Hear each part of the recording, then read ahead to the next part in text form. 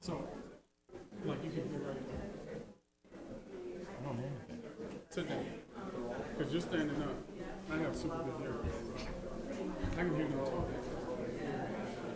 You don't hear them? Back when. Yeah. No, but that's not about what I'm saying is When they talk at that mic, it's clear. when you talk to the mic and they're also making the noise, she needs to hear from the speaker. That's what I'm saying. You sit there and go up to that one. You hear it. So Because I hear really good, so. I don't know what that tells me. Do that so I can hear what you mean. And I need, there's a pin in there. I need it back. Okay. I need to put it back here because I figured.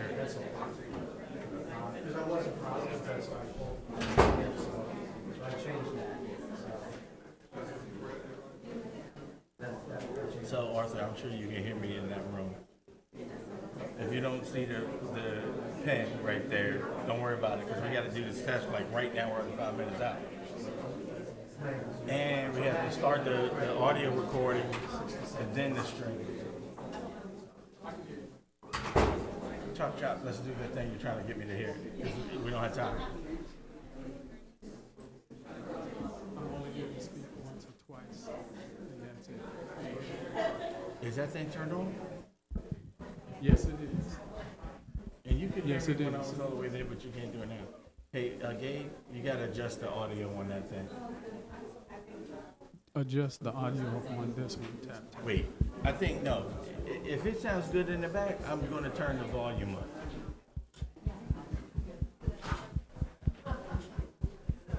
Test 1, 2. Okay. I don't hear anything. Can you hear me talking? Can you hear me talking? Can you hear me talking? Can you hear me talking? Take that microphone with you. Keep it at the distance that you have, and then go back there. Okay. No, that's too close.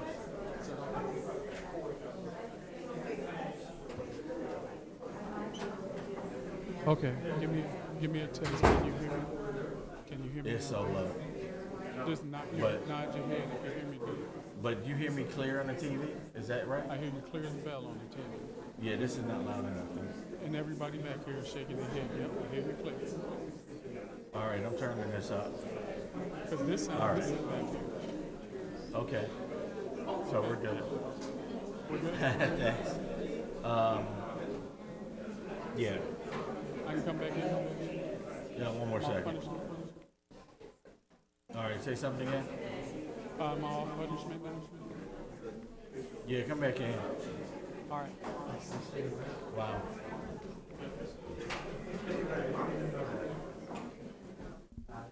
I don't know. I said I don't know. Test 1, 2, 1, 2, test. Test 1, 2, 1, 2. Turn that TV down. No, because this thing is all the way up, isn't it? No. I've been hitting the up. Is it blue? Is it blue? Yeah. 1, 2, test 1, 2. It's like crazy low. It's like crazy low here. But you hear it like crazy loud in there. Let's turn down the 2. Turn down the 2. I didn't think about that. Turn down On. They're on. Nothing's on. They're not anymore unless he turned it on.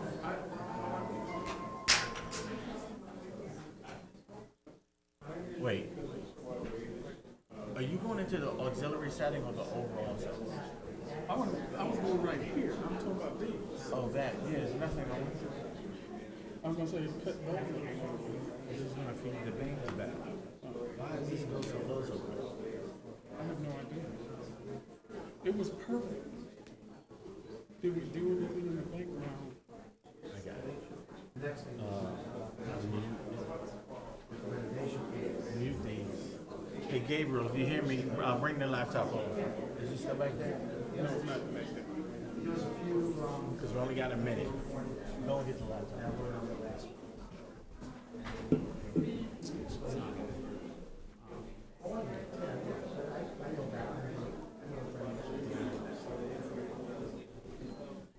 Alright, they're coming out. I can hear you.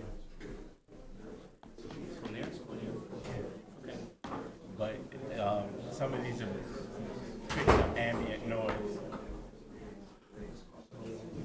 All right, let's try this. Okay.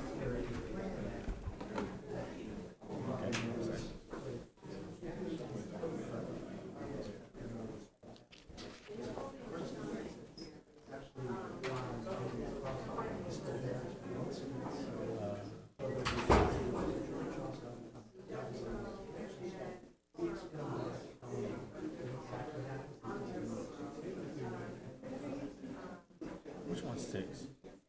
Here, start tap, tap, tap so I can know which one's 6. No, that was it. Go to 6. Yeah, got it. No, tap that one.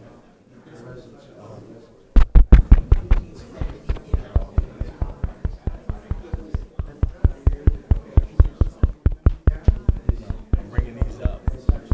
So, can you say something? I just want to get the sound check. You said, can I say that? Okay, I hear. Yeah. Grab mic. I misunderstood what I thought you said. Did you say? Yeah, can you say? Test 1 2 1 2 1. Don't put it like that. They won't talk that way.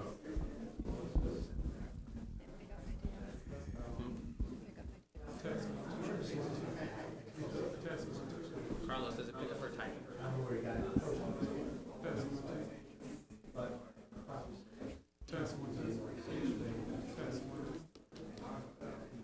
Where's Gabriel? Hey, Gabriel, if you hear me in the back, check, tap, tap.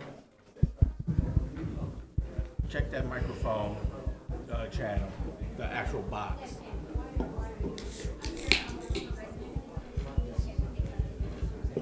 The actual microphone box to see if it can be turned up. Because I have the gain on there pretty good. And also, check the YouTube, see if you hear me. Because these are all up. You only have 30 seconds coming out. Yeah, I'm coming out. We're good. Okay, that's it. Talk. 1 2 test 1 2 test. They're gonna talk closer to the mic. Test 1 2 1 2. We have to tell them to talk closer to the mic.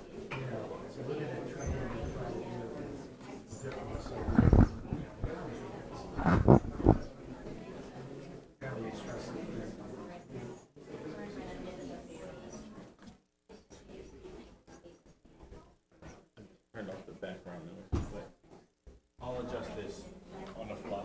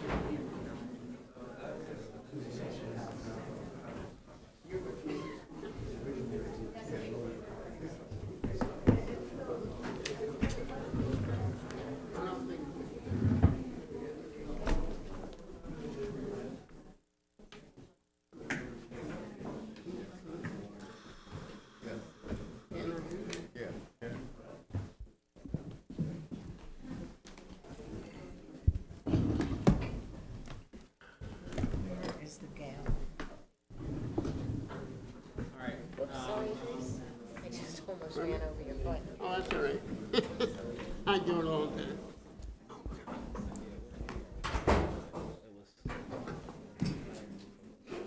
Would it look better if you did it?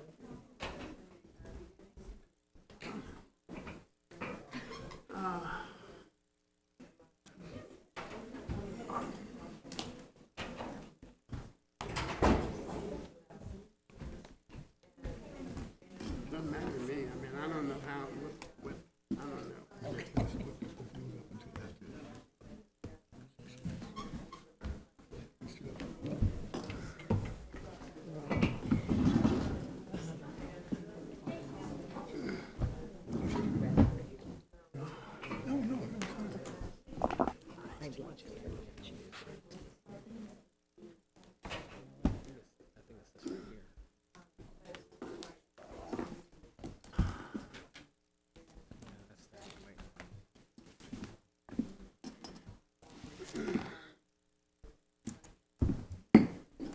I'll call the meeting of the commission to order. Thank you all for coming. You are welcome. For more than 2 years, we've provided regular opportunities for the public to make comments heard on the issues facing the lands surrounding Westwood Tower. I think I speak for my colleagues on the commission when I say thank you for bringing this issue to our attention. Our community forum is limited to 30 minutes, and if the point you wish to raise has already been raised by a prior speaker, please acknowledge their remarks so that everyone can be heard during this half hour. All persons addressing the commission are to come to the table and please speak into the mic clearly. We ask that you provide your name for the record. As responsible stewards of the land at Westwood Tower, we're working diligently to identify the appropriate path forward for how to address the issues you folks have raised. I've spent my life fighting for racial equality and civil rights. I know how important the issue is to our community, all of us, and it's important to me, especially during Black History Month. Our approach will be to work with our county partners to determine the appropriate way to memorialize the history of the land. With that said, nothing we do here will ever undermine our critical mission of providing affordable housing to the citizens of Montgomery County. That is what we do. We are housers. We provide those in need the ability to live with dignity and provide opportunities for families throughout Montgomery County. Affordable housing is one of the biggest issues facing the metropolitan area today, and Westwood Tower is part of that solution. Let me be clear. HOC will never displace those in need at Westwood Tower, as would happen if the demands of Macedonia Baptist Church were granted. This is private property now owned by HOC, not Montgomery County. Simon, take that back. You're lying. Take that back. Take it back. You just used Macedonia Baptist Church's name in a blasphemous way. You're talking about a black church. Take it back. I'm talking about a Black church and a community. Take it back. That's enough. This is private property now owned by HOC, not Montgomery County. Ms. Simon, And we believe there is a solution that can appropriately and respectfully memorialize the land and allow for the affordable housing needs of those living at Westwood Tower to be taken care of. Thank you for being patient with us, and we will move forward with the community forum. We have the Resident Advisory Board, Commissioner, Yes. Ms. Kaufman. Turn it on.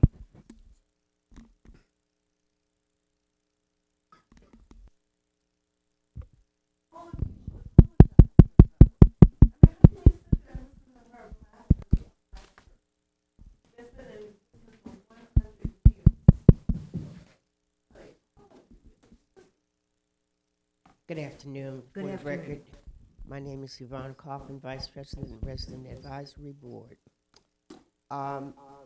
our January meeting, we met with Bonnie Hodge and Lynn Hayes to review the proposed fiscal year 2020 payment standards. We have reviewed them and approved them. We continue to meet and work on designing flyers and communication to give to our tenants to alert them about the census taking and also registering to vote. We're also continuing our invitations to our internal and agencies to bring presentations to us, our CFO, resident services, property management, and mortgage finance to start off this year. We're also inviting some of our external agencies like MEEP and the Montgomery County Community Affairs to update us on their regulations and whatever is new to those agencies. We're still looking for folks to join us. We need to add about 3 more people. If there are, if you know of people that are interested, please have them send their resumes to Rita Harris. And our new members started last month, and we're on a roll. Thank you. Thank you. Other questions? No? Thank you. Now we have our community forum. Yes. The first person is Michelle King. Michelle King, Yes, ma'am. she not present? No, doesn't look like it. All right. So I have Tim Willard.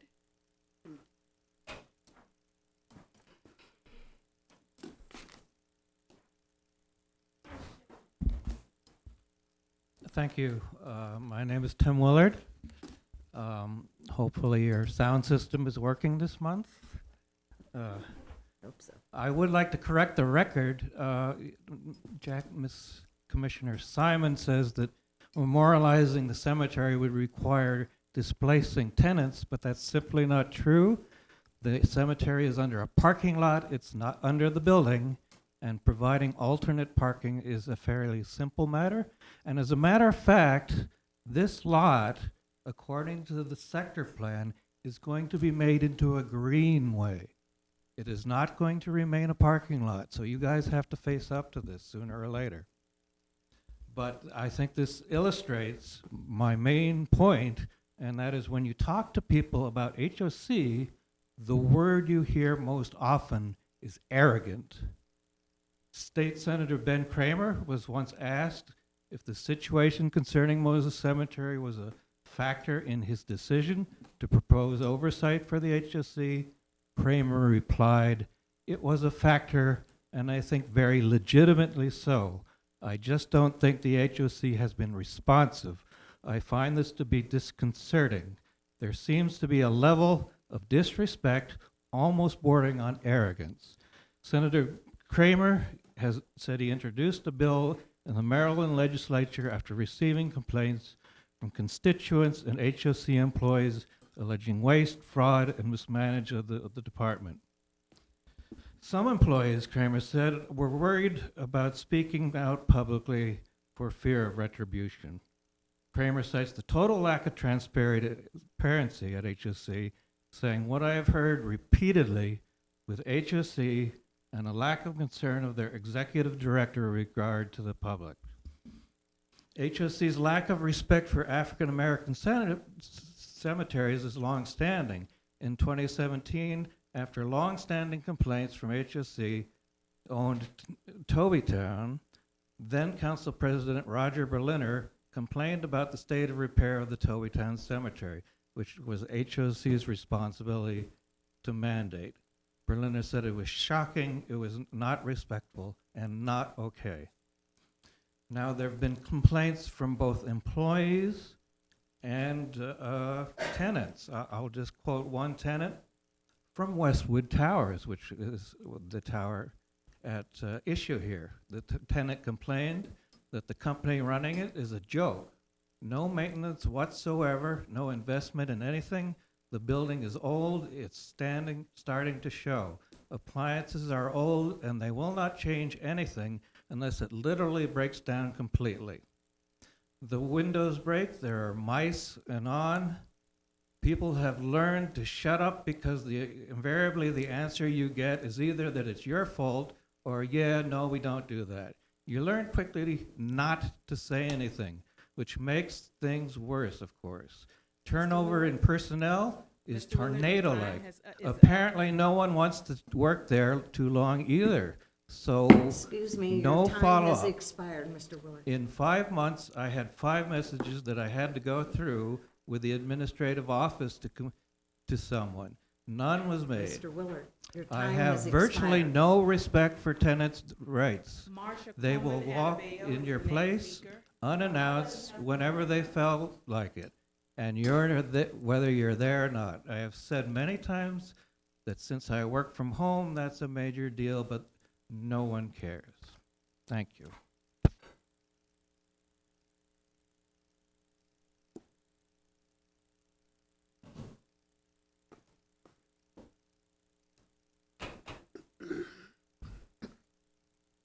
My name is Marsha Coleman Adebayo. I'm with the Bethesda African Cemetery Coalition in Macedonia Baptist Church. And I really would like to direct my comments to State Attorney McCarthy. Because as many of you are aware, we have requested that he file criminal charges against the HOC commissioners, each and every one of you, for violating Moses African Cemetery. The violation of Moses African Cemetery falls under the Maryland State legal codes that deal with hate crimes. And in particular, it's interesting that you mentioned about your longstanding relationship to African Americans, Ms. Simon, because one would have assumed that if you had such a history, that you would have been appalled at the desecration of Moses African Cemetery. But that's clearly not the case. But we are asking the state attorney to file criminal charges against each and every one of you. We do consider all of you criminals. We consider you the same type of criminal that would go to a cemetery at night and dig up a corpse. That is what desecration is all about. These are people on River Road who had their lives stolen, literally stolen from them when they were kidnapped in West Africa and dragged here in chains to Bethesda, Maryland, to enforce the work on tobacco plantations on River Road. We know after 1807 that when the land could no longer produce tobacco, that these quote-unquote plantation owners turned to the forcible rape of you little black girls in what they called breeding camps on River Road. And these little girls, starting at 8 years old all the way to 12 years old, were forced to bleed to death through childbirth. Those bodies are in Moses African Cemetery. So we are fighting literally for our ancestors. We're fighting for both the young girls and young boys who had their lives stolen from them. And then, of course, after emancipation, black folks pulled their money together and they bought the land that they knew their relatives had been buried in, and they called that place Moses after the liberator. And then around 1960, of course, the county, in collusion with businesses, decided that the black community that has somehow survived slavery, has survived Jim Crow, that there was no need to have them on River Road anymore, and completely wiped out an entire black community on River Road in Bethesda, Maryland.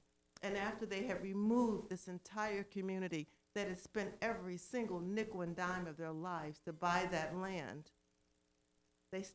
after they had removed that community, then they decided that they were going to desecrate the cemetery of their relatives who were still in Moses African Cemetery.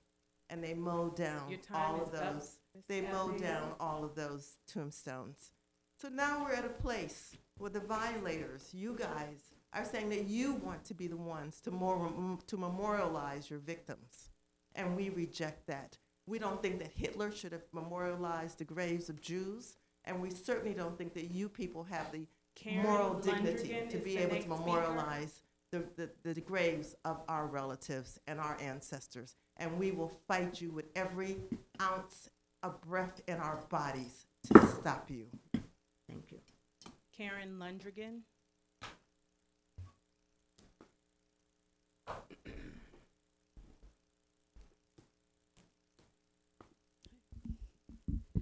Good afternoon. Can you all hear me? Yes, ma'am. Good afternoon, honorable commissioners. I stand before you today to respond to the comment you made to me at the HOC meeting last month, Commissioner Simon. You specifically stated to me that I'm no longer a resident of HOC and therefore no ongoing issues. Well, I know you heard this from Asha Memon, who's sitting right there. That's Asha Memon. Okay, Ms. Memon has grossly misrepresented my situation. And I have initiated another formal complaint against her misrepresenting the truth. The reason I am no longer a resident of HOC is that at the advice of both legal counsel and the investigator at the Maryland Commission on Civil Rights, where I filed my complaint against Stacy Spann and HOC, I poured in my voucher out of state of Maryland to get away from the continued retaliation and intentional discrimination, in particular by Renee Harris and her department, Lynn Hayes, Bonnie Hodge, and numerous other employees. Renee Harris, by ignoring my repeated requests for inspections and other communications, and when I reached out, she responded only when I reached out to higher ups at HOC, and the investigator at MCCR, who also happens to be an attorney as well, was Renee Harris literally forced to respond to me. She should be fired. Shame on you, Renee Harris and company, really, after all I've been through with them. Now, as far as Lynn Michelle Hayes, Director of Resident Services, she was personally retaliating against me as she was angry that an employee under her got fired, Aisha Thompson, and she was colluding with my former landlord, Adarsh Ramakumar, who was, honestly, you guys, a total psychopath against me.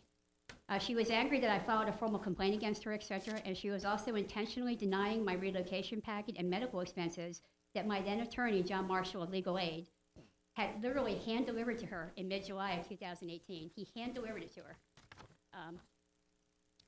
When my attorneys followed up with her several days later via phone, she conveniently stated it was forwarded to the HOC Silver Spring Customer Service Center. It was mysteriously never found.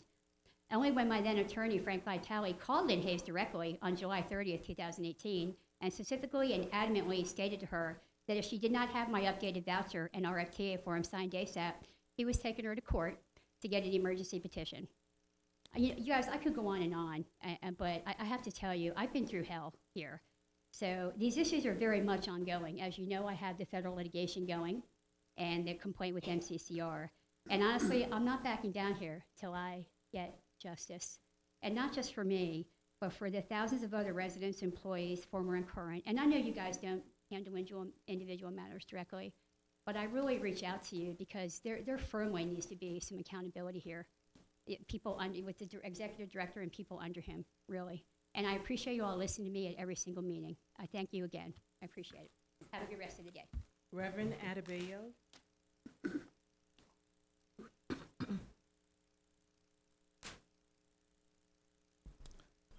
Good afternoon. I'm Reverend Adebayo. I'm the pastor of Macedonia Baptist Church. Let me say I'm very disappointed by your statement, Ms. Simon, and I think it's beneath you because in no time, none record have we ever said that the people living in Westwood Tower should be displaced. We have never, ever said that, and we will never say that. You know, we support your mission of affordable housing. In fact, earlier on, we offered that we would like to work with you and the faith community to promote affordable housing in Montgomery County. So for you to bring that up in this month and then touting your record as a civil rights fighter, I think, is very shameful. What we'll be asking is to meet with you. I'm the pastor of a church. You are the head of the commission here. In 3 years, you have now reached out to say, well, let's talk and see how we can get this resolved. So let me tell you one thing. Truth crushed down will never arise. You might look at us and say, this is a small church. But the reality is this. The fact that, we are fighting you after so many years should tell you something. That the souls buried there, they are rising up. It might not happen in my lifetime, but one thing I can tell you that we will fight you across the nation. We'll fight you everywhere. You might hide under it, but your legacy will be one that will be written on the ash heap of rubbish. Because if this had been a non-African American cemetery, this would not be the reaction of the community. And so what we have been appealing to you is to sit down with us instead of hiding around working with your government partners. We're a community, in Westbud, and we have support of our community to sit down with us to memorialize. The land belongs to our people. When we write the history and we publicize in the egregious manner that you have desecrated our people and you have disregarded us, we have shown a culture of arrogance and disrespect, we will win. We will win. You might have power for now, but let me tell you, power belongs to God, and you never have power forever. But one thing that you have to be certain is that, one day you have to meet your makers and account for everything done in your body. So I'm appealing to you again, appealing to your conscience, that you let the light of truth shine upon your conscience and do the right thing. We're not asking for the land to build a house.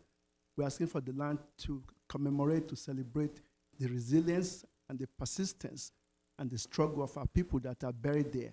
The shameful treatment of young black girls that were raped, that were breeded, to yield labor that built this country is something that is very shameful. And I hope you search your conscience and be on the right side of history. Your time has expired. Thank you. That's all. Speakers for this evening. We have come to the end of our community forum, and it is now time to move to our agenda. I signed the sign-in sheet before I got here. Or when I got here, I signed the sign-in. On a clipboard, I asked for the test.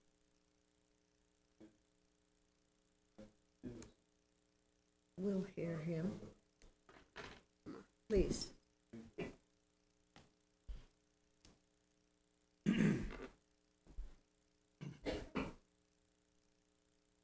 My name is Kevin Berenz. I'm from the Bethesda African Cemetery Coalition.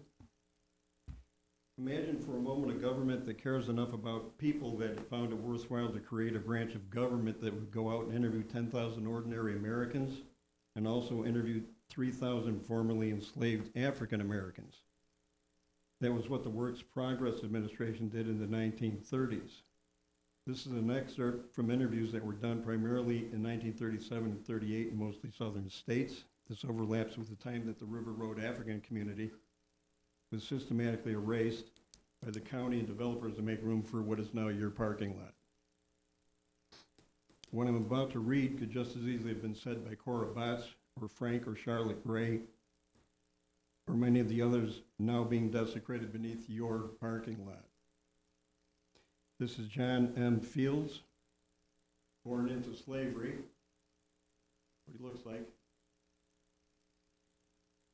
in 1848 in Owensburg, Kentucky. Escaped in 1864. He tried to join the Union Army but was refused because of his age. He then moved to Lafayette, Indiana, and worked as a labor and household servant. He died in 1953, 1 year after I was born. This is not ancient history. So he lived about 100 years.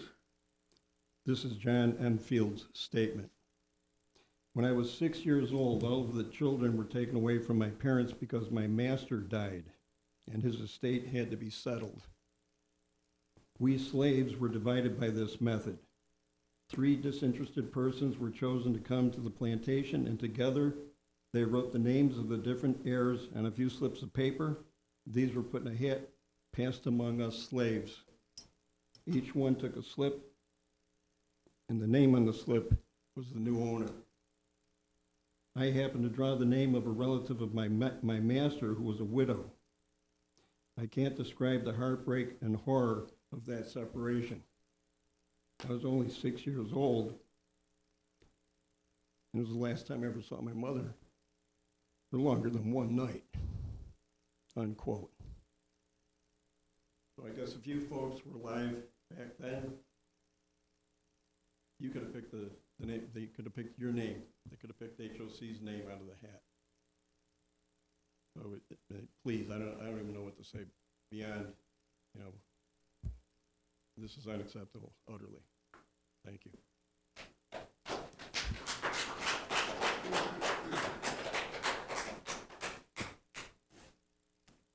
The next item on our agenda is the approval of minutes of January 8, 2020.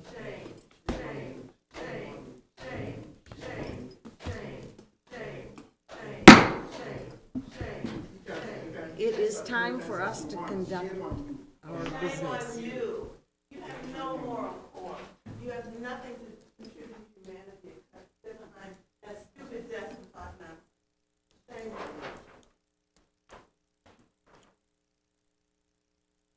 on you. Is there a motion to approve the minutes of January 8? So moved. It's been moved. Is there a second? Second. It's been seconded. All in favor indicate by saying aye. Commissioner, just an interjection. I'm not sure. Patrice, did you know who seconded? Commissioner Nelson motion and Commissioner Cruz second.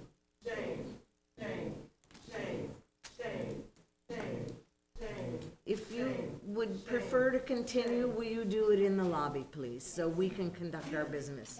In 2020, Thank you. you don't get to tell me where to go.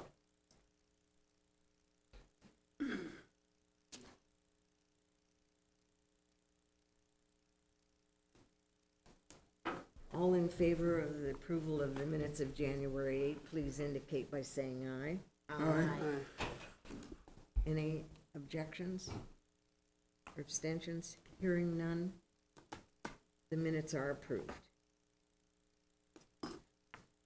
We now move to a consent item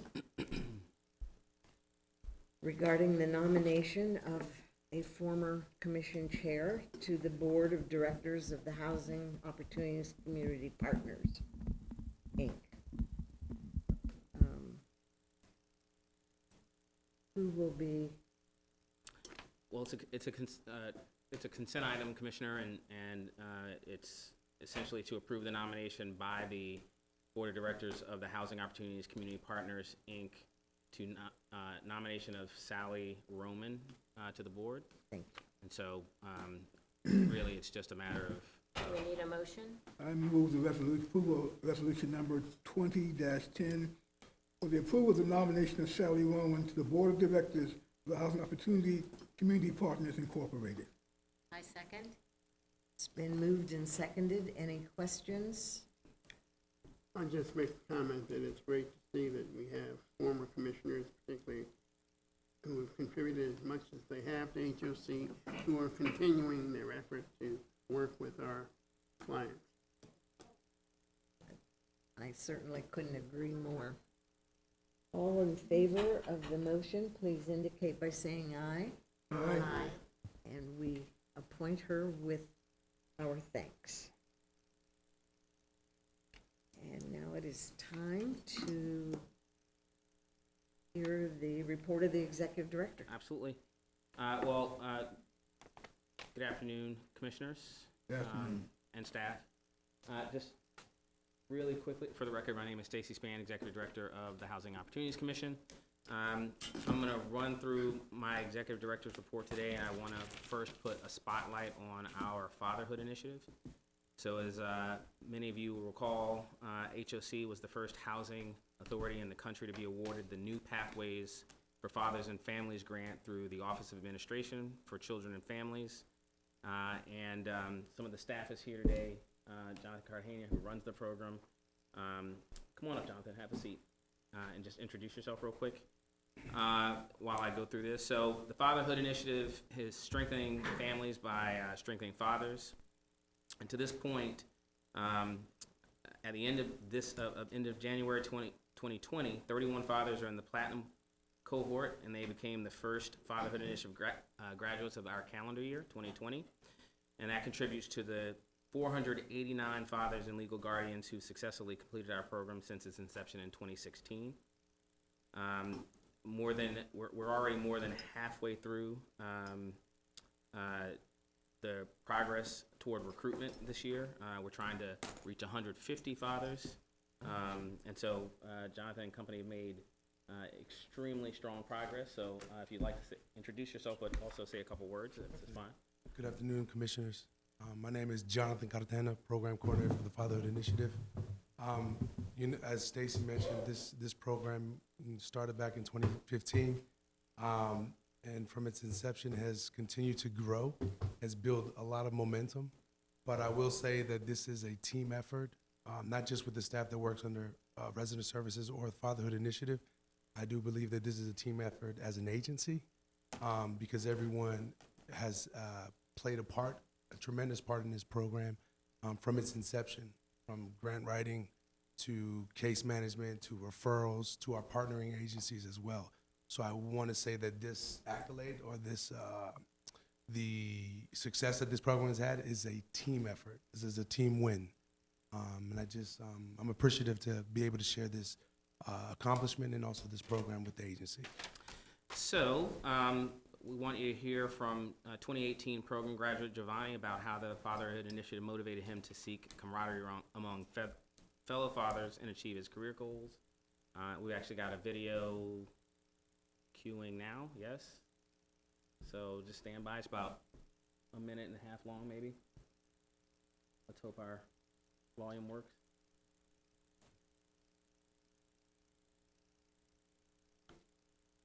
It was different when my son came out, man. I cried from joy.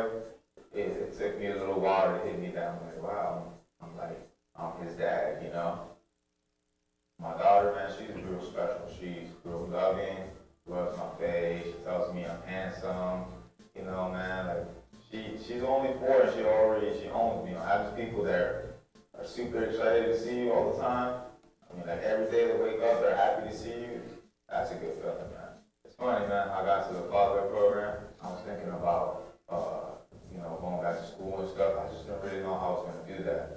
I'm in like the lobby waiting area, and they have a bunch of like flyers and stuff. If you're a father in Montgomery County, you're thinking about education opportunities or becoming a better father. Call this number or email. Signed up that same day.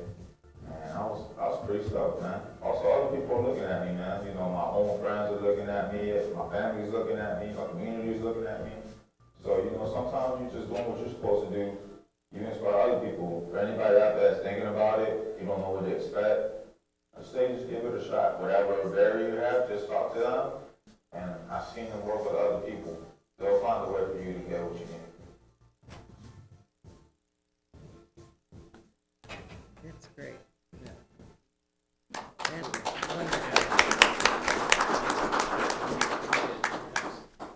Thank you, Commissioners. Thank you for your leadership. So a couple other things. We finally executed our 15-year buyback of Stewarttown homes and preparing for work on that community at the moment. Development team and really legal team worked really hard to make this one happen.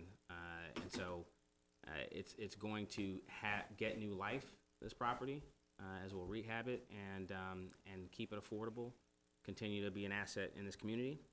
Additionally, our HOC Academy team hosted our family STEAM night. So that's science, technology, engineering, arts, and math. We did it at Magruder's Discovery in Bethesda. And it really offered parents an opportunity to see their children's learning in action. So, as you know, annually we take a team to West Point for STEAM activities there. We have occasionally STEAM and STEM activities at our various properties and some of the facilities. And so we're continuing to work with children in our communities, augment their educational success, and provide after school stimulation for folks. So we're excited about that. And then HOC is opening, and that happened on January 21st. We opened the phase 2 of our Montgomery County Homeownership Assistance Fund, and We're doing that in conjunction with HOC's mortgage purchase programs, first loan mortgage.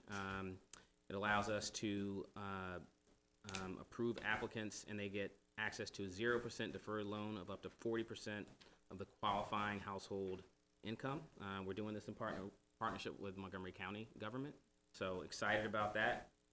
In June 2019, the Department of Housing and Community Affairs dedicated $1 million to Phase 1. Before the end of July 2019, all the funds were extended, but that provided that provided 44 households with an average secondary loan of just under $23,000. As of Wednesday, February 5th, we've already reserved $387,930 in down payment and closing cost assistance funds for first-time home buyers in Montgomery County through this program. That constitutes 40% of the available funds. And so disbursement of this assistance is going to support more than $4.5 million of first-time mortgages for families in Montgomery County, and we're excited about it. Clearly, if the team is deploying that amount of capital in less than 60 days, it tells you the need, not just for affordable housing from a rental standpoint, but also home ownership. And this, clearly, folks want to live in this community. And so I just wanted to quickly thank our team for all that they do to help. And most of the single-family team is not in here because they're out there making. That's right. They're out there making loans. So there we go. On Tuesday, January 28th, our family self-sufficiency team held an open house. So excited about that. We've actually gotten recently a request for us to do a joint DC HOC FSS graduation. Wow. Right, so something that we're looking into. We're really excited about that. We had nearly 50 participants at this open house, well attended, offered dinner and played some games, but most importantly connected with persons who might become FSS participants. And then I wanted to say a word about our 2020 legislative session, just an update. So as you all know, the 2020 Maryland State Legislative session's underway, and there have been several bills introduced. Those are under review.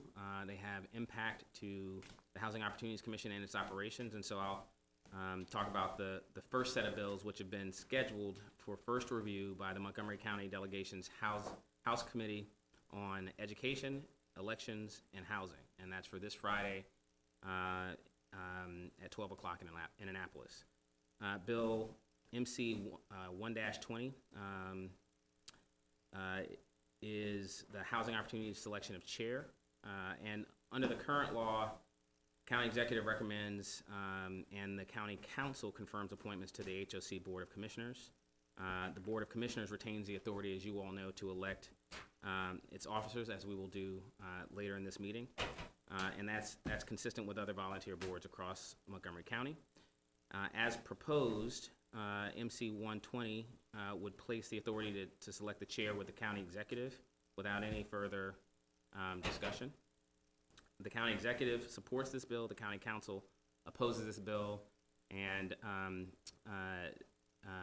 so I wanted to just sort of note that. At any point, if you have any objections, certainly feel free. MC 2-20 is the Housing Opportunities Commission Alterations Bill. This bill would require HOC to post approved monthly commission meetings to its website, which we already do. Also provide public access to budgets and audits, which we also already do. Provide live stream of its public meetings. We were asked about that in September. We guaranteed that we get it done in December. We've been doing it. There's been one snafu, but we've worked through the kinks mostly. And then create a searchable online database of procurement above $25,000. So most of this is in practice. The county executive supports this bill. The county council supports the bill with amendments, and those amendments are consistent with timing for disclosure of final and approved as opposed to proposed in draft budgets and audit reports. So, the county council recommends for for those to be final and approved budgets and audits. And then 5-20 is the Housing Opportunities Procurement Bill, which would require consultants, and actually, I think we've gotten some word that one piece of this has actually been altered. Initially, it required consultants and attorneys retained by the Housing Opportunities Commission to disclose potential conflicts of interest. That's actually embedded in our practice already. But that part has been, I think, is it still there? Okay, all right, still there. And in addition, it would require all contracts exceeding $50,000 to be approved by the Board of Commissioners in an open meeting. This is a significant change. The original bill was quite a bit different. While we've circulated to you all the changes, we've not had adequate opportunity to really figure out the impact on our operations, and so we're working through that with some factual information for you all, and so we look forward to providing feedback on it. So, if there are no questions, no issues, I'm happy to close it out, but looks like Staff is going to be available at the meeting of the delegation yes, on Friday. on February 7th, 12 o'clock. Yes, we'll be there. And I intend to be present as well. I would welcome any of you who can to join us. If there are no other questions, I'm closing out my report for this month. Thank you. Fine, thank you. Sure. We have no administrative or special session ratifications, so we will move to the Legislative and Regulatory Committee. I'm sorry? Do you want to do the commissioner? Yes, I'm sorry. I think that would be most appropriate.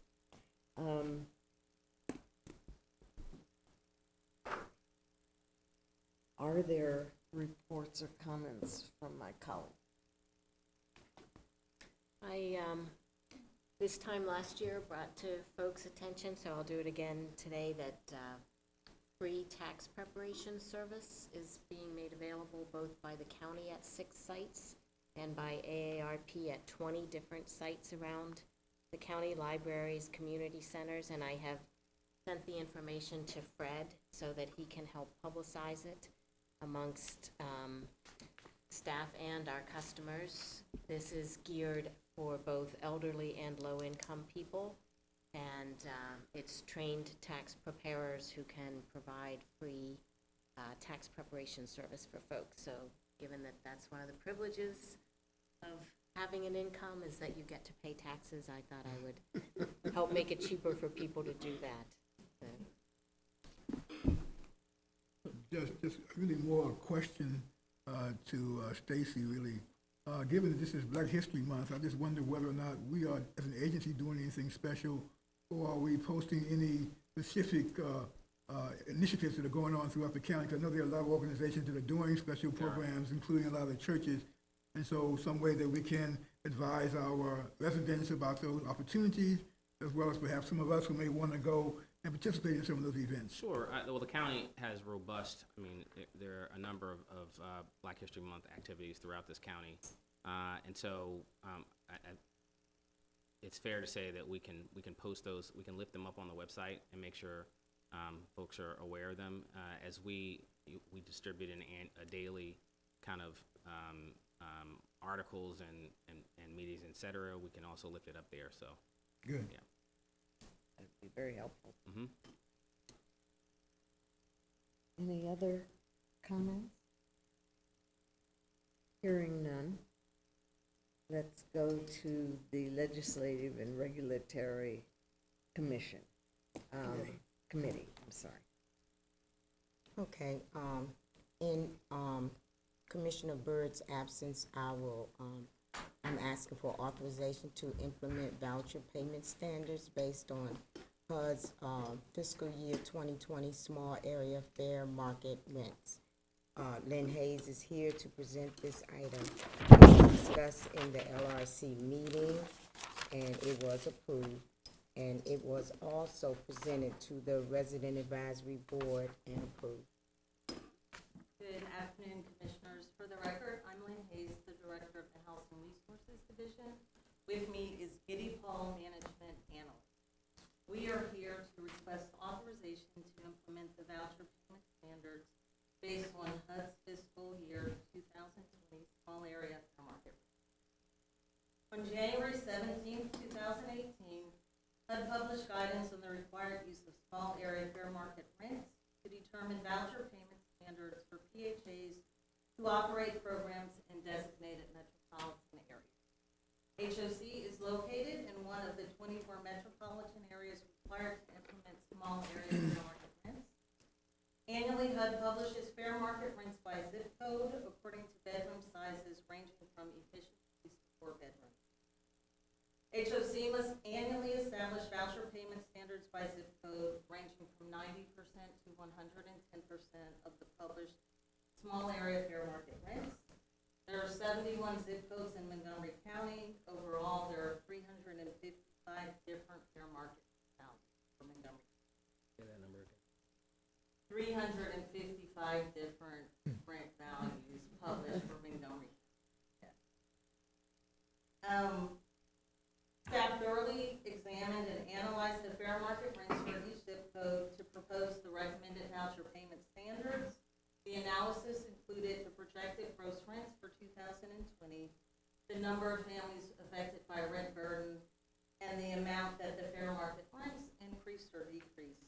Staff took into consideration the direction that the small area fair market rents increased or decreased, and recommend voucher payment standards similar or congruent to these changes. Staff identified 24 zip codes with the same fair market rents that can be consolidated into 5 groups.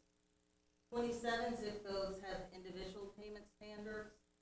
The recommended payment standards range from 90% to 106% of the published fair market rents and will allow clients with access to better quality housing, schools, medical facilities, and transportation. Staff anticipate an increase of housing assistance payments of $1.3 million and have confirmed with our CFO that we can incur this cost from our reserve balance. Staff recommends that the Commission approve the FY20 recommended voucher payment standards identified in the Commission packet resolution. And we will answer any questions. The $1.3 million, which is being covered through reserves, Yes. in terms of next year's allocations from HUD, will they in fact absorb that additional increase when they give us the award for next year? Yes, we anticipate re-benchmarking. Typically, they look at our expenditures for the prior year and then add a proration to that. Yeah, this increase goes really more to the amount that a resident can pay to obtain housing using their voucher. It doesn't change their payment, it changes what in fact is a payment that goes to the landlord. That's correct.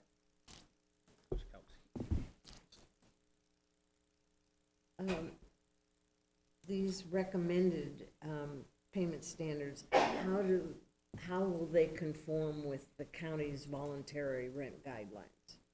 So, we took the voluntary rent guidelines into consideration as we projected the gross rents.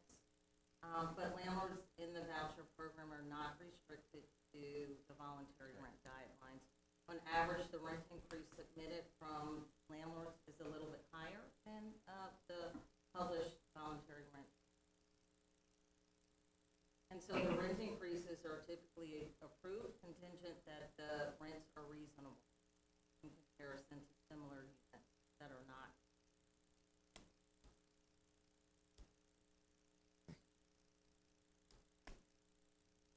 HUD doesn't acknowledge the county's voluntary rent guidelines. We do as an agency. I think it's part of our values, but quite frankly, when we're operating with the landlords who work with us on the Housing Choice Voucher Program, the key is to try and make the landlord indifferent as to who the renter is.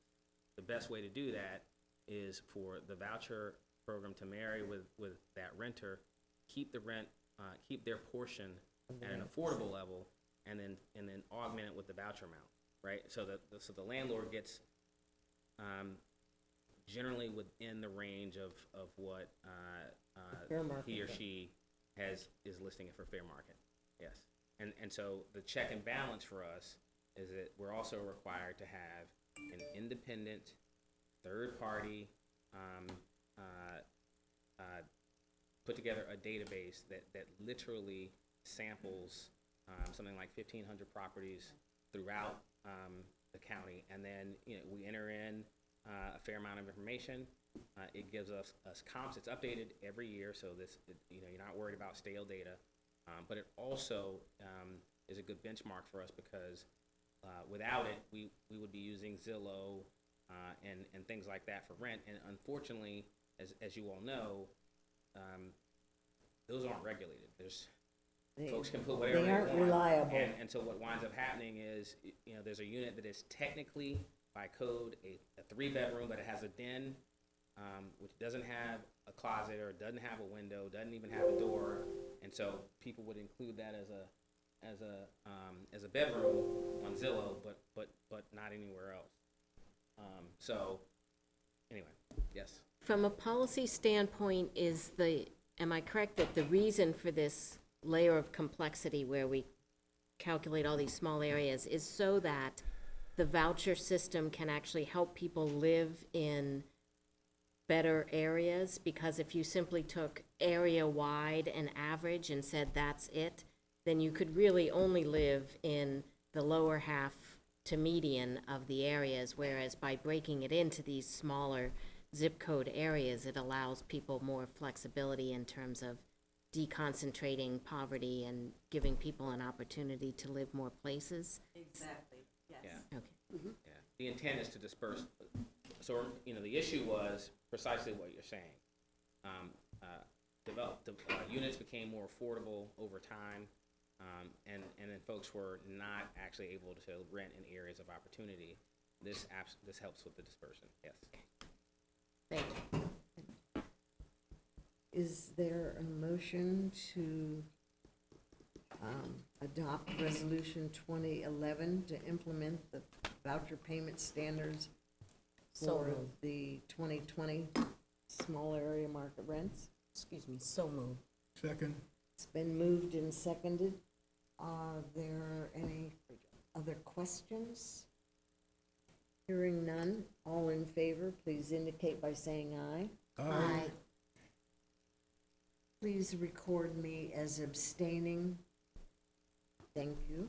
Thank you.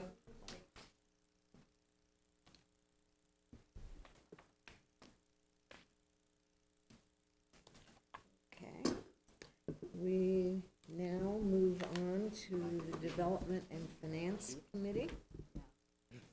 And the first item is to extend the financial advisor contract with Kane Mitter and Associates Incorporated, consistent with our current contract and procurement policy.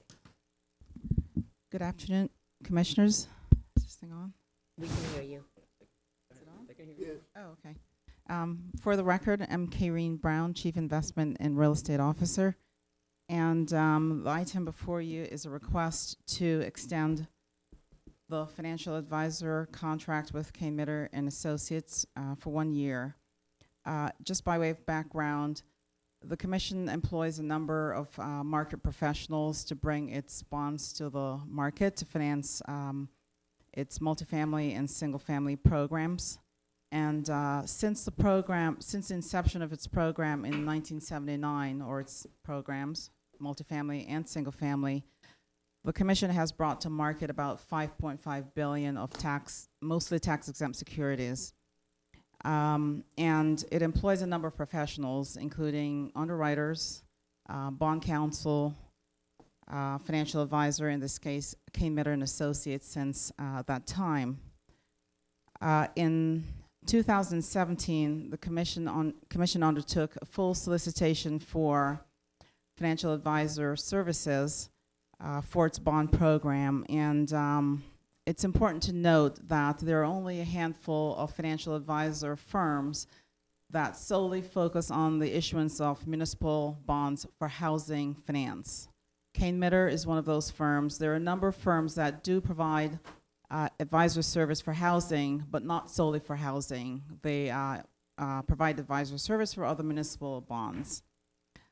Kane Mitter was awarded a new contract initially for 2 years, and the commission also approved extensions, 3 one-year extensions that must be approved by the commission. In 2019, the commission approved the first of those 3 extensions, and this would be the second one. The extension under which we are operating expires at the end of June, and this approval, if granted by the commission, would commence a new 1-year term on July 1 for another 12 months that would expire in June of 2021. We would return to the commission at that time for the final extension, and thereafter we would start a whole new procurement process. Kane Mitter has provided excellent advisory service to the commission. Its services include the preparation of cash flows.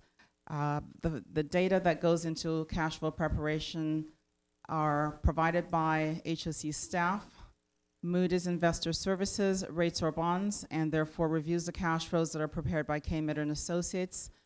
Kutak Rock, as bond counsel of the commission, reviews and issues opinion as to the marketability and viability of the bonds, and therefore reviews the cash flows that are prepared by Kane Mitter. And there have been no issues with the advisory services that Kane Mitter has provided over the years, and therefore staff recommends that the commission accepts the recommendation of the Development and Finance Committee and extend or renew the contract with Kane Mitter and Associates for 1 more year. Do you have any questions? Are there any questions? I don't have any questions, but I do want to just say that I've had an opportunity to work with the firm since I've been on the commission and knew of their work before. And I've been very pleased with what they've been done. I also want to just compliment this staff for the level of bond activity we do. I think we probably are one of the more aggressive authorities in this country in terms of bond activity. And I really respect and appreciate the sophistication of the contingent of providers, professional advisors who work with us, and the work that you all do. So I just want to compliment that. And I would certainly recommend the approval of Resolution 2012. Thank you. Second. It's been moved and seconded. Any other questions or observations? Hearing none. All in favor of approval of Resolution 2012, extending the financial advisor contract of Kane Mitter and Associates for a 1-year extension on their current contract? All indicate by saying aye. Aye. It was unanimous. Thank you. Thank you. And next, we have turn to the Hillendale Gateway.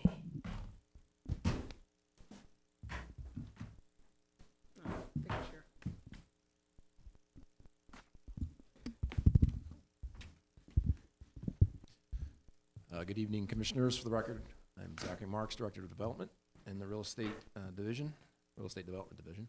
And we're here to talk to you about Hillendale Gateway, particularly the approval to submit a revised site plan, as well as a revised pre-development budget and an approval of the calendar year 2020 pre-development funding. Before I turn it over to my colleague here, I just want to note that Hillendale Gateway is going to be a remarkable project. First and foremost, it'll be the first new mixed income residential in the East County in decades. We are also looking to achieve significantly advanced energy efficiency standards in the multifamily building. Passive house. The next closest passive house building is in DC, and it's a renovation. And the senior building would be net zero. It would be the first net zero residential building in most, if not all, the Mid-Atlantic. Additionally, we're looking to to use a construction system that allows economics such that we can take advantage of all the density and height bonuses that are afforded to us by county code in parts of the county that typically the rents would not allow us to do. So this is also going to be a very important transaction in that, from that standpoint. So I just wanted to note some of those things as we submit for site plan, because we're finally coming around the mountain on this this project, and you know, the long dedication of staff toward this project, I think, is going to be is going to yield some results that you'll be proud of. So thank you.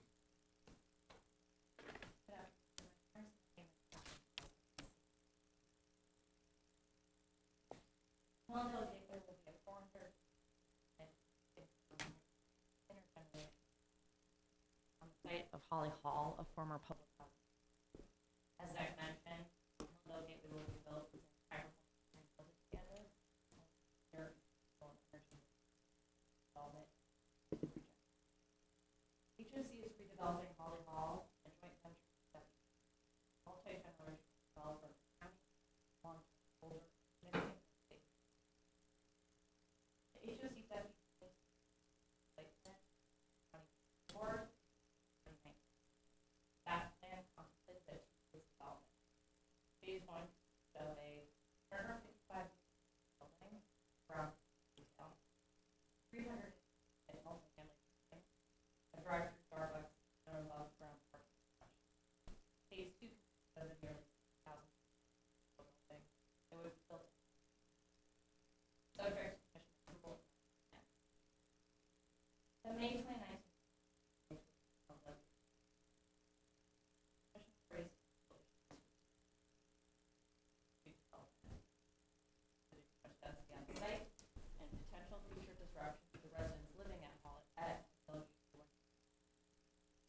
Since that meeting, the HOC deputy team has explored other commercial use of the site, proposed a revised site plan that includes 2 smaller restaurant lots, a small park, with capacity.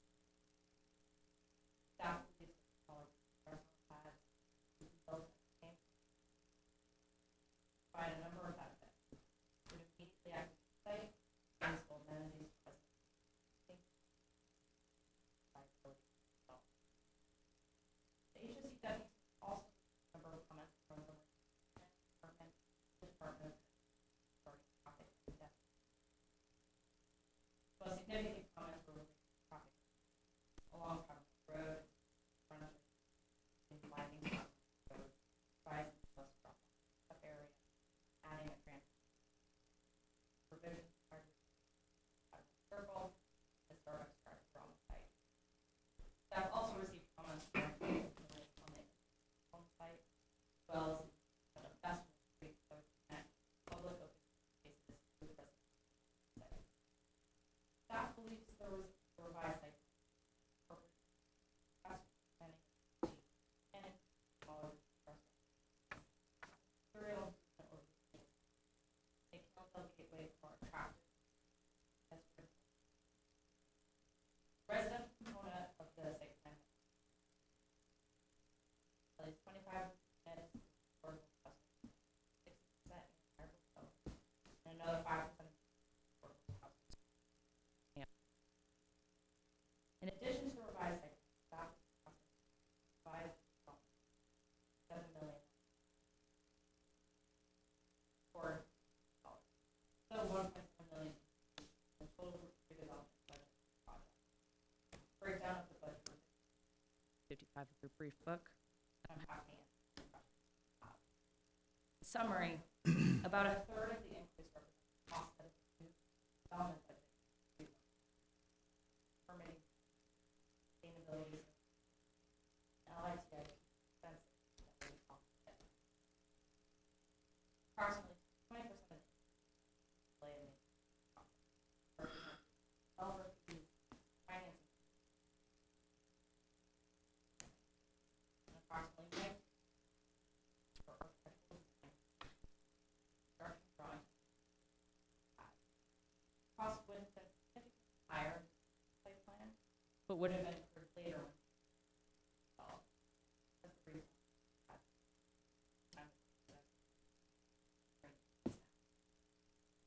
finally, staff is requesting commission approval to fund up to $2,000,000 represents the remaining funds to cover redevelopment costs. Staff is requesting funding loan opportunity fund. There's approximately $1.6 billion in funding. If approved by the way, that will also fund. If approved, we have team submitting the revised site plan February 29th for the host for once approved, we'll begin drawings, files, and permits. Financing for ground. Staff has provided a resolution approval and applicants. Could I ask, if you could put page 49 and 50 up on the screen, that's 50, 49 and 50 on the screen? 49 and 50? Yeah. 49 shows the initial site plan, and 50 shows the proposed revision. And I'm only, Give us a second there in the control room.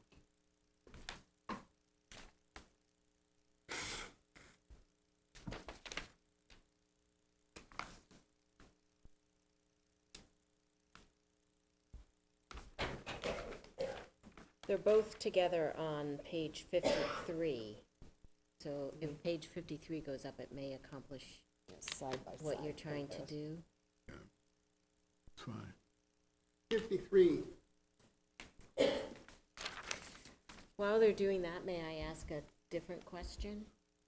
I actually have two questions. The first one you've answered probably 80% of it, and that has to do with, do the residential units and their site plans remain the same? And I calculated the numbers, and it sounds like at least there's been no change in the number of units and the number of those that are affordable. Is the siting of them still essentially the same with the age-restricted building and income family, anybody that qualifies and wants to live there, building in the same sites that had been originally envisioned? Okay. My second question has to do with the addition of the transit station with bathrooms. Who will be responsible for security of that? And how many hours a day will that be open to the public? Yeah, the Department of Transportation will be responsible for it, and the bathroom is for the drivers. So it's not a public bathroom. It's just for the bus drivers to use. They'll have access to it, but it's County responsibility DOT's for responsibility. Department of Transportation. We will get credit for design. The transit an option developer bring new developments to the right of way. They're paying to get from those improvements will be made later, or you can sell get credit. I So see. we're gonna be implementing those improvements at the same time as we're delivering the. Okay, thank you. The only reason that I asked to show these, and I guess page 53 does show these side by side, but, a lot of times we wrestle with how long it takes to do things, all the different iterations you go through with design and meetings and things like that. But the comparison between our original site plan and what we are proposing shows the evolution in a very constructive, positive way. And I think that we have got a better product by virtue of the work that we go through and all these discussions and meetings. So I just wanted to show that so people could see the growth and the development. And clearly, there'll probably be another little tweaking somewhere along the way. But just looking at that, you can see that's a significant improvement, isn't it? Significant improvement in terms of green space, the quality of the spaces in terms of common areas, the movement of people through the site, and also the relationship between that and our commercial retail and how we were looking at that in the bulking of the buildings initially and where they are now. Mm-hmm. So I just wanted to show the work that you do is just important. I agree. It looks like a much more friendly place to live. and I guess The only comment I would make, and repeat a comment I made at the DEFCON committee meeting, I'm not enthusiastic about the pads, the retail pads being developed from day one. I mean, we're not into the retail business, and it really scares me in terms of the need we have for it and the dependence that our budgets and everything have on it. I just suggest that we do some serious work in trying to get tenants for those ASAP, because I think that's a serious issue. So I don't disagree with you that it's a serious issue. It's certainly not our business. It's one of the advantages of partnership with with Duffy because they are in that business. But point taken.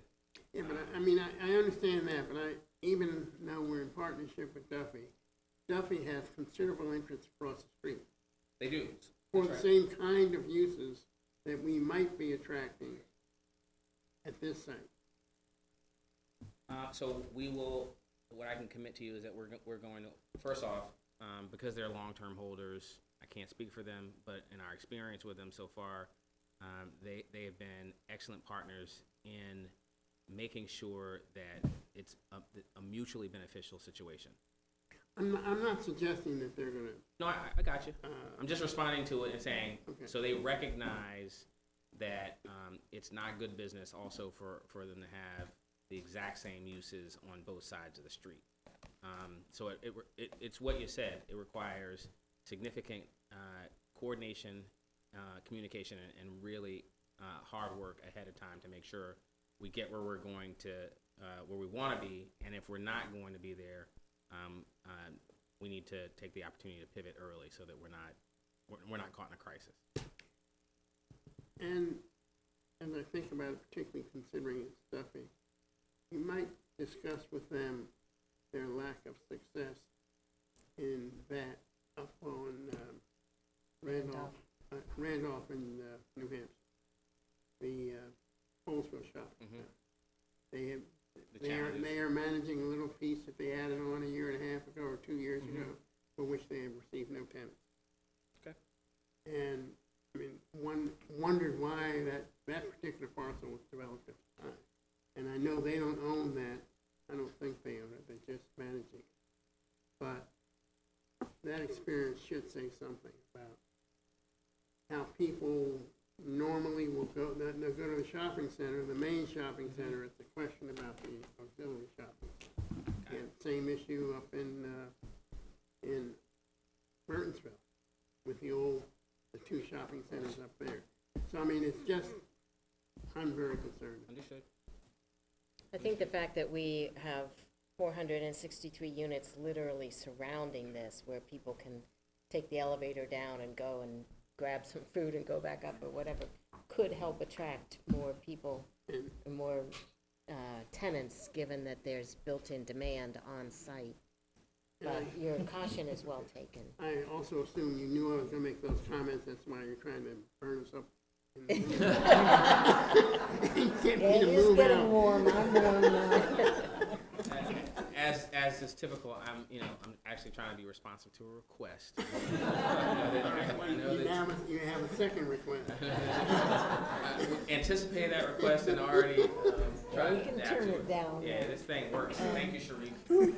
I think You have to give your jacket to the person next to you. I think the other question that I have regarding the retail is that I hope that we attract things that will be appropriate for the resident population that lives there. Right. Not something that attracts a different population. It should be a convenience and a benefit to our residents. And if there's a choice between this tenant or that tenant in the retail space, I hope we'll keep in mind the convenience of our residents and what best serves their needs. That's a busy intersection. Anything we can do to keep people having to cross New Hampshire for a similar benefit, I think, is another consideration. I find that a terrifying intersection. And so I'm not anxious for our residents to have to cross, particularly our elderly residents, to have to cross New Hampshire for something that we might be able to attract on site. Yeah, and that is how we view this particular retail pad. It's really designed to be, they're small retail bays. They're designed to be amenities. They're also designed not to cost a lot to construct, and to be adaptable in the event that, we miss the mark. I would also say that HOC, did divest of the Capital One site, so that's, in the spirit of not being in the retail business, that was part of that same idea. And around the transportation piece and the pedestrian piece, we also made sure that the Capital One site not only was able to provide for this transit center, but also for an improved pedestrian experience. Although that doesn't change the width of New Hampshire, we did do what we could with making some of those dedications and making sure there's good circulation around the site, because it is hemmed in by two major roads. Are there other questions or comments? Hearing none. Move approval of resolution 20-13. I second that motion. Resolution 2013 has been approved, or has been moved and seconded. All those in favor indicate by saying aye. Aye. The approval is unanimous. Now we'll turn to Wheaton Gateway, and I'll relieve the temperature a little bit. No, we did. It just takes a little while. Once the heat kicks in, it's hot. So it has to keep getting hotter. That It's getting cooler. it's gonna cool off. It's cooler down. There's a lag. I just didn't want to be guilty for all of my colleagues melting. I love the heat.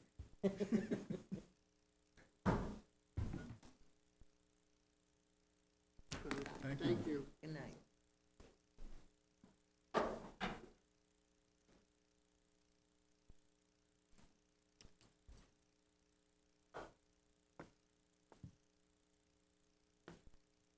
Okay, we're ready for Wheaton Gateway.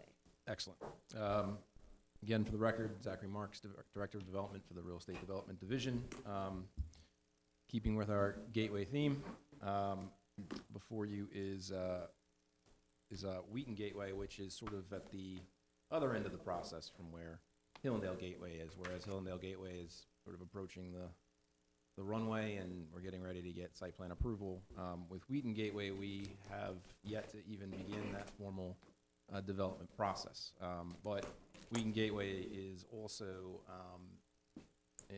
going to be able to, is being afforded many of the lessons and due diligence that we did at Hillendale Gateway. Many of the great things about that project are going to be deployed here. So, Can I just interrupt? yes. Is it echoing? Is that? Yes, it is. I can hear It's it. been echoing all evening. Okay, A sorry. terrible It goes on and echo. on. I don't quite Yeah, understand. it doesn't help. Just speak loudly. It's a delayed transmission, yeah. Can we unplug it? Sure, plug it. Also, you need that one. That's all. Okay, There you go. thank you. So just to give some background on Wheaton Gateway and how we got here, it's one of the first assets of the commission that the executive director looked at back in 2012. So it's been a very long path to get to this point, and particularly over the last year, the community has seen the beginning of the demolition of the Ambassador, and that took a lot of work on HOC's part. Round of applause for that. And thanks to the county for helping us get rid of it. Absolutely, So absolutely. that took a county commitment of funds for which we are very much appreciative. It also took a lot of hard work in taking what was a condominium of two owners at the Ambassador and finally getting to agreement with the other owner. And that took a decent amount of time as well. But good things come. So, that's important because as we approach the demolition start, we also did a significant amount of community outreach. And around that time is when we got to agreement with this other condo owner in order to bring the ambassador into a transaction that already existed, which was the redevelopment of the Ford dealership, which of course the commission acquired about a year ago. And so as we did that, we were also, as we were informing the community of the pending demolition, we were also doing some initial meetings with the community to get to get feedback on what they were looking for the redevelopment site. That was done through both two formal community meetings, but it was also done through a significant amount of outreach, one-on-one, to many of the organizations, community organizations. So while we were sort of getting that venture put together, we were doing a significant amount of outreach to the community, and I think it's important to note that that HOC hasn't even submitted a development application. So what's before you today is a set of things as we get ready to start this process. And the first is the approval of what is called the concept plan, which is a relatively new stage. It's an informal stage. It's not a part of the actual development application process. It's a preliminary optional stage that allows developers to speak to planning staff on some of the sort of major fundamental kind of ideas about a site, so that we don't start spending money on drawing and then find out that we disagree on something foundation. And so the concept plan is in front of you. It's important to note. If you see this picture out of context, you might not know that this is actually not an architectural drawing. The massing, it's basically designed to facilitate this discussion with planning staff around certain basic functions of the site, basic layout, basic ideas, and it's really also designed to just sort of show what the map zoning looks like. So it's really just a discussion point for the informal meeting between planning staff and the development team. But to be fair, sometimes we as staff will do a massing to have internal discussions or kind of give a sense of what can fit on a site. But as Zach mentioned, when we do a massing, we're not generally involving architects to actually start drawing. We're really trying to imagine what can be in that place, and then how the scale of it, as opposed to this is how it's actually going to look.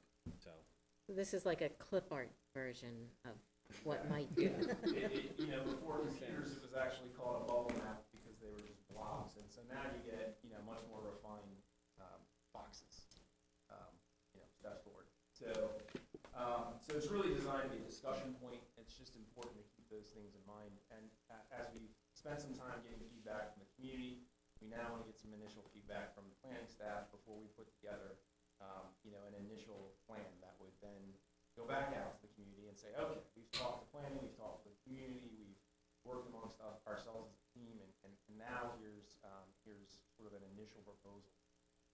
And as you all know, you approve every one of these design stages. So whether it's concept plan, sketch plan, preliminary plan, site plan, we'll be back in front of you each time. The cycles, we'll be back with the community each time through those cycles, and obviously we'll be working with planning staff along the way.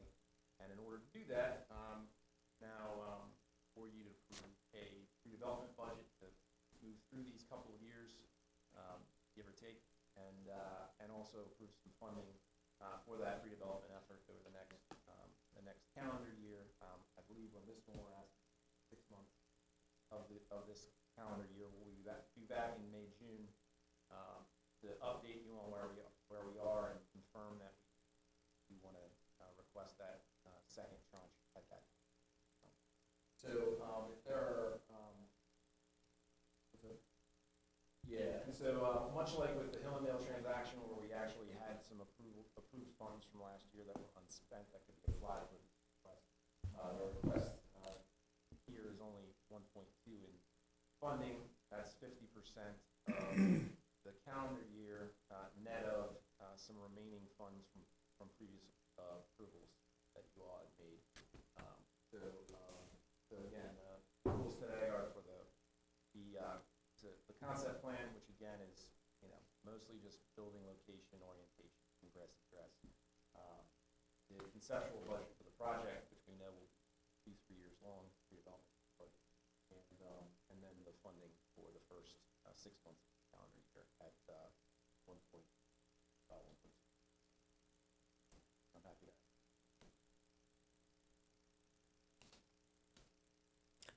Might I just add, for folks who are interested, commissioners obviously as well, Zach mentioned that we've done a fair amount of community outreach even in advance, leading up to this point.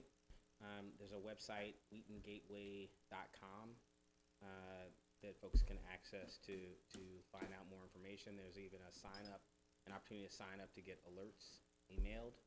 So to the extent that folks are interested, we certainly want to make sure they get the information. All right. Are there questions of the staff?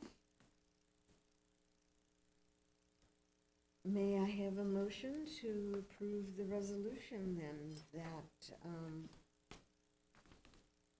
provides redevelopment budget and funding and approval of a loan to Wheat Gateway and approval of a concept plan for the redevelopment of the Ambassador Apartments, Lindsay Ford, and Mattress Firm sites? As a resident of Wheaton, I'll be happy to propose, move motion, approval of motion resolution 20-14. I second. Resolution has been moved and seconded. The Deaf Fin Committee considered this in great depth, and we're pleased to see it come forward and to begin to see some progress. So, all in favor, please indicate by saying aye. Aye. Aye. The resolution is adopted unanimously. Thank you.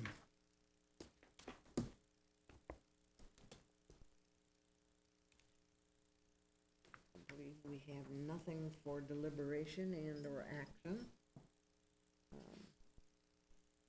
As this meeting serves as our annual meeting, it is time to approach our election of officers. Indeed it is. So, I'm sorry. Before you start that, Yes. let me just take the opportunity to express my appreciation. I guess I'm not supposed to say anything. Your time's up. Oh, my time is up. I want to express my appreciation, I'm sure, that of my colleagues, to Chair Simon, for her leadership over the last couple of years. I think HOC has done a lot in terms of modernizing and improving our housing stock for our residents. We've done a lot in terms of adding new units. We've done a lot in putting stuff in the pipeline, and are clearly moving ahead. And as we heard in the report of the executive director, we've done the fatherhood initiative. So we've done a number of things, and Chair Simon has been our leader during a good bit of that process. Also, as chair, she has continued to focus on ensuring that our units serve as much as possible those who, residents and clients and potential clients who have some disability. And I think we are making progress. I probably wouldn't agree that we've gone as far as we should go, as she would like to see us go, but hopefully she would concur that we have made some progress on that. And I think she has successfully nudged us in that direction. And then she's also led us through some very difficult issues. It's not easy sometimes sitting in the big chair. And it's particularly not easy when you've got some really difficult issues that are facing the organization, but I think that Chair Simon has done that admirably, and we appreciate it, and I just want to say thank you. Thank you.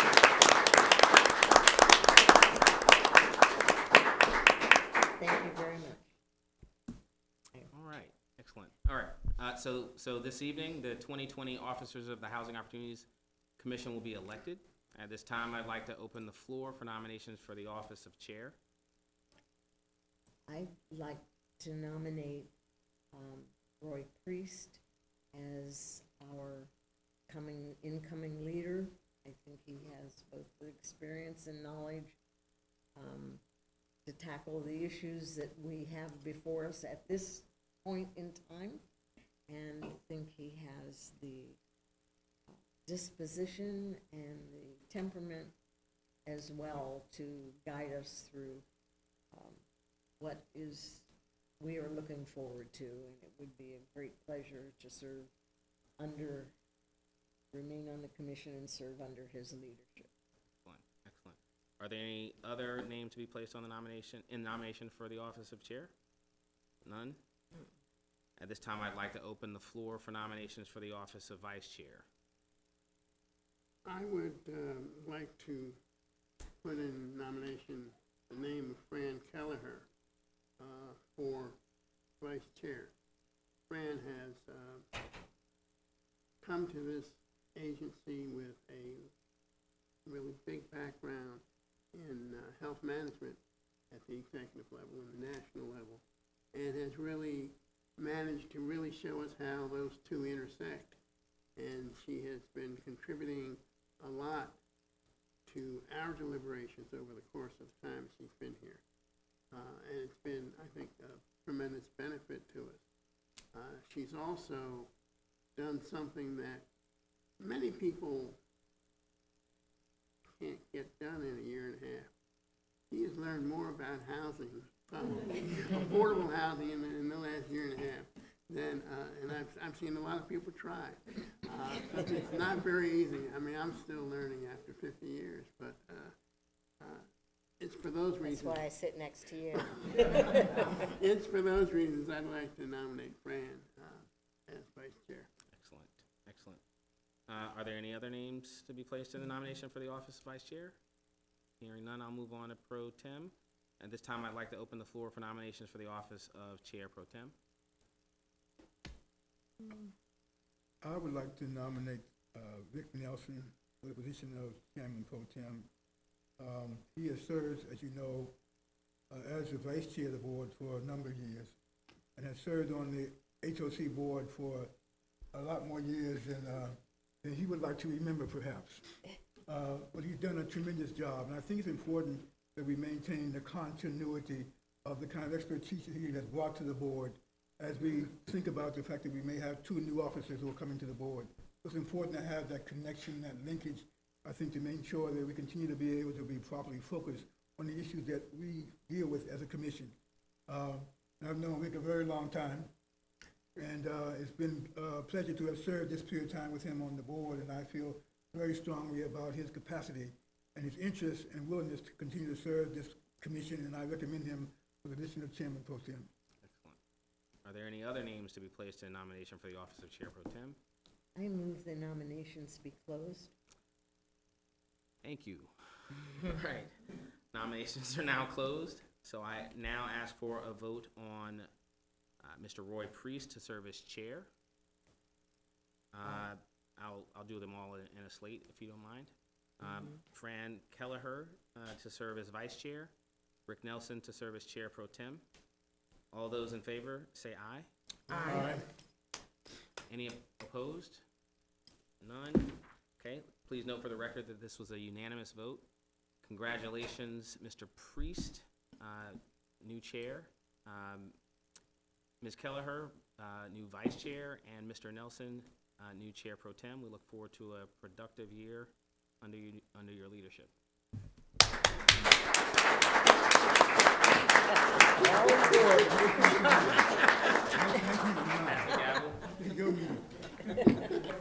Not that quickly.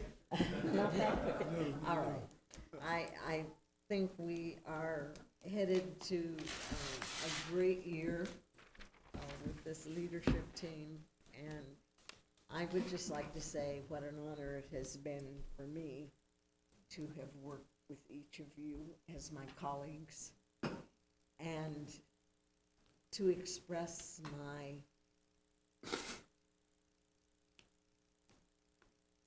incredible respect and dedication on behalf of the staff that have been attracted and led by you, Mr. Span. I can't imagine a more diverse staff, a more competent staff, or a more committed staff. I referred to it when I first came to the agency, when it was created, as this agency has a missionary zeal. And the only caution I would have is the risk that we allow people to burn themselves out. And I think that's something that we need to help them protect themselves from, because I know that the hours and the commitment and the dedication are unmatched in any organization that I have been associated. And I thank you all for what you do. I thank you for your competency and your commitment.